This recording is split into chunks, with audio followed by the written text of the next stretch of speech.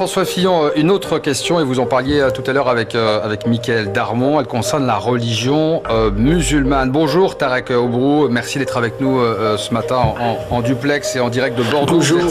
Vous êtes l'imam de Bordeaux et vous souhaitez interroger François Fillon justement sur ses propos liés à l'islam en France. On vous écoute. Monsieur Fillon, bonjour. Bonjour.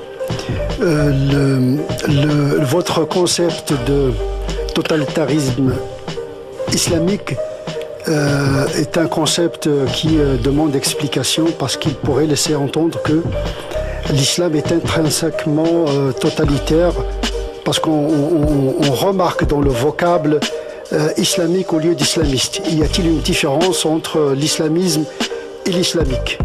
Vous le savez très bien que le langage est par nature performatif, agissant, et décrire une réalité humaine aboutit à la prescrire.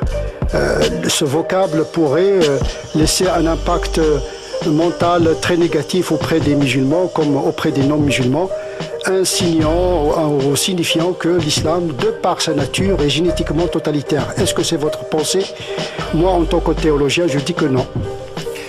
D'abord, j'ai beaucoup de respect pour Tarek Oubrou qui prend des positions très courageuses et qui, pour beaucoup d'entre elles, rejoignent les miennes, notamment sur la nécessité d'organiser l'islam en France à partir d'une organisation théologique, d'une organisation religieuse et non pas d'une organisation politique comme on l'a fait. Votre propos et donc évidemment, à et je vais lui envoyer mon livre immédiatement, j'aurais dû le faire plus tôt, et il verra que c'est absolument pas le propos que je tiens.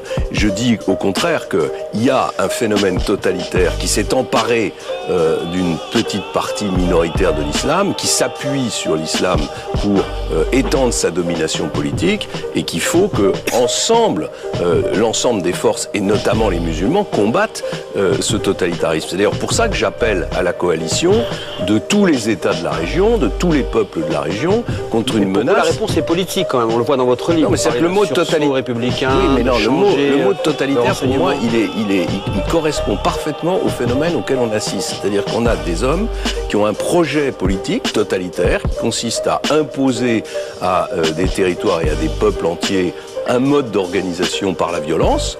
Il y a ensuite une organisation horizontale qui prend en charge les consciences, qui contrôle les individus, partout où l'État islamique ou ses organisations se sont installées. Et enfin, il y a la tentation génocidaire, avec l'élimination des chrétiens d'Orient et avec le discours tenu sur le fait que les juifs n'ont pas de place. Donc c'est bien un mouvement totalitaire. Mais je ne dis en aucun cas que l'islam est totalitaire. En aucun cas. Tarek Oubrou, pardon, est-ce que vous êtes, est-ce que les propos de François Fillon vous rassurent par rapport à votre interrogation?